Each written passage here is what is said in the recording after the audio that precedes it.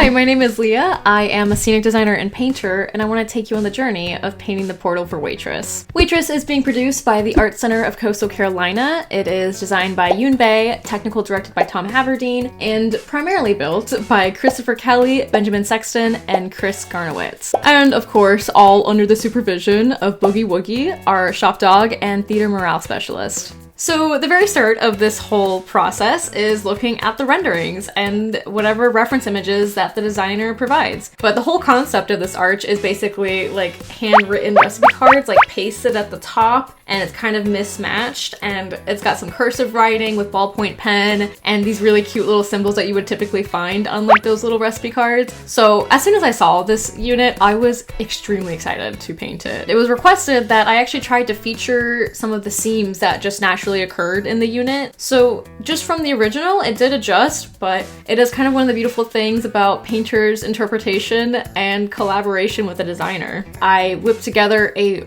really quick sample, and in that way I mean that I didn't really get too careful with the details. It was mostly a way for me to communicate the colors that I was thinking of using and just really trying to showcase how I was going to go about the line bleeding that happens. So obviously I told her not to pay any attention to the writing style, and she approved of the way I did the lines and she liked the other colors, but the only thing I really needed to change was the color palette of the symbols and the writing. It needed to be more of like a green ballpoint pen versus the blue that I initially had, as well as the symbols not being a pale blue and more of a pale green. This color is such on the teetering edge of blue and green, and it could be more blue or more green depending on how you interpret it, or depending on your screen versus her screen versus my printed page. Like, there's so many little discrepancies in the way it displays color that just sending a sample and being like, hey, is this it? And then being like, yeah, for sure, or no. So always do your samples. After receiving Yoon's notes on my sample, I went straight to my paint coop and started mixing some more colors. I basically added more greens to my blues and ended up with something I really liked and that I figured were more along the lines of what she was looking for. So we have all of our panels laid out for this portal. It is a really skinny portal, but very, very tall boy, and because it's the whole proscenium, so having it actually sprawled across the actual stage was really helpful, especially for the connecting pieces. What I did off camera and separately without them all connected to each other was back paint them because fire safety. I base coated and then I marked in graphite where I wanted my lines to go. And in between those margins, I just did some dry brushing of a highlight color just to really define the differences between the lines a little bit. And something I will mention is that the onstage bottom edge of the top part of the portal did have a foam bottom to it. So it did need to get foam coat and then painted black.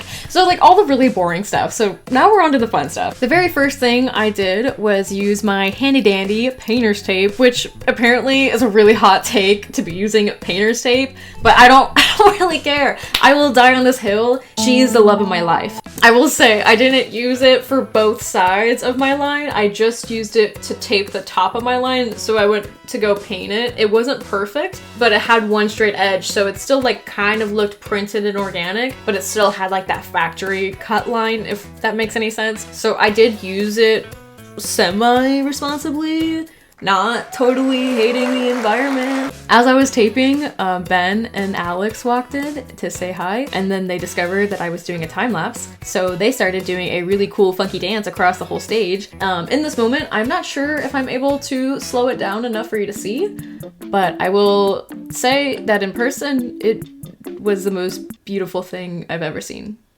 As soon as I got my tape down, I just took my brush and painted all those imperfect lines. I did spray down a couple of them in the very beginning, even though this was something I was going to be doing mostly in the next step. I did want to just start fading some of them at the very start, just to kind of be able to layer more on top as time went on. And as any professional will tell you, once you have a giant wad of used painter's tape in your hand, not listening to your intrusive thoughts is the most responsible thing that you can do.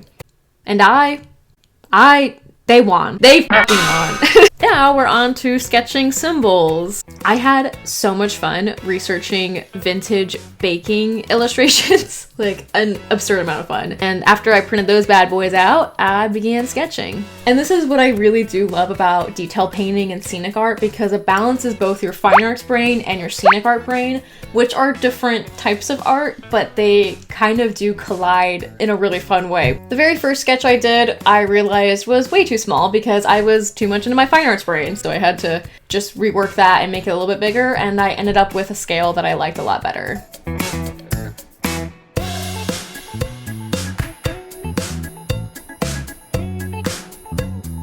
The whisk was probably my favorite thing to sketch in this project, and I will say it might be partly because I do have a special connection with the whisk. More recently, I've just been hearing the icebreaker of like, if you were a kitchen utensil, which kitchen utensil would you be? And my answer has started becoming whisk, because like the more I think about it, I'm like, oh my god, like she can mix in well, and she's like sprongy. Yeah, springy. Sprongy a word?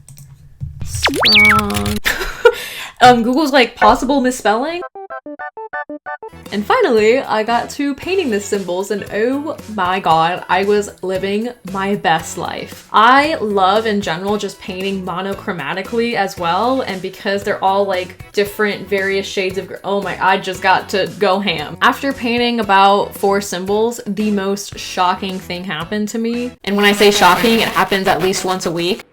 Literally, how is it midnight already? Like, how did we get here? And it's way past bedtime. I'll tell you what.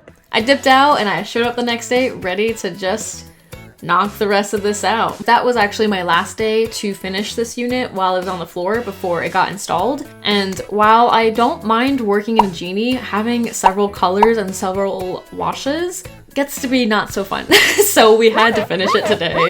After finishing the rest of the symbols and just loving the way that they came out, especially considering I only gave myself 30 minutes per symbol, just as a reminder to not be so muddled in the details, stepping back, I was just really, really happy, and I figured that was actually a perfect amount of time for me to do it in a way that I would actually appreciate, if that makes sense.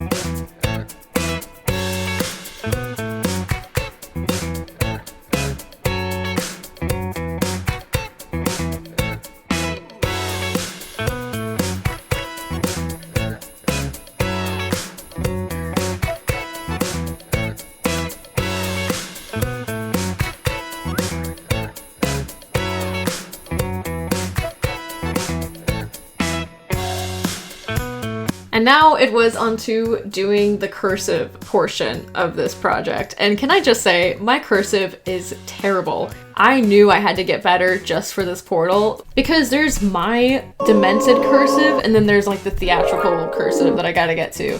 So I had to eventually cross that bridge and get there. I started doing my cursive on the center panels since they were separate pieces from the stage right and stage left sides. And they were also like more of the longer drawn bits that I would have to do. So I figured it was a good place to start to just get more comfortable with it. My wash was actually a pretty decent consistency for this project. It was heavy enough to lay out my lines, but light enough that if I made a mistake or didn't really like how it looked, I could just easily wipe it away and start again. When I was happy with the way it was laid out, I would take some of the straight up paint and just spread it through, and just also try to give more weight and emphasis to where the ballpoint pen would hypothetically have more of a punch on the paper. And then after that, I went to the stage right leg and worked my way up. Once I got more comfortable with the correct and beautiful way of doing cursive, I kind of just kept rolling with it. At some point, it just felt like a flow again, and that was really nice. Each and every day, my missed out career opportunity as a doctor just fades and fades into the abyss.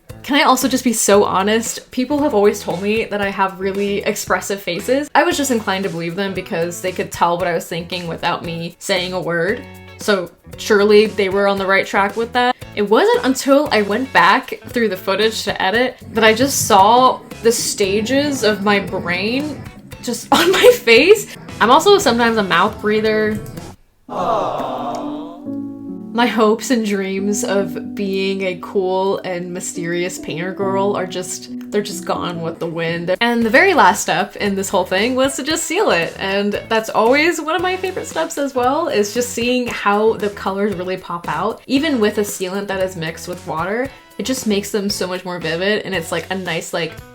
And here she is in her full glory on stage. Waitress runs from April 23rd until June 1st at Art Center of Coastal Carolina. So if you happen to find yourself in the Hilton Head Island area of South Carolina, then definitely check it out. It's got an incredible cast, incredible crew, obviously, and it's just a really fun time. I hope you liked watching this video. I had so much fun making it, and I just want to throw it out there that I am a huge advocate for learning. So if there's something that I did that you have a better technique or a different idea for, feel free to open that discussion. I am super down, and fresh perspectives are really what got me into this career as opposed to other different types of art forms. So please, like, give me a new perspective to something, or just tell me if you hate it or love it. I'm so down for all the things. Let me know. I don't really know how to end this, so bye.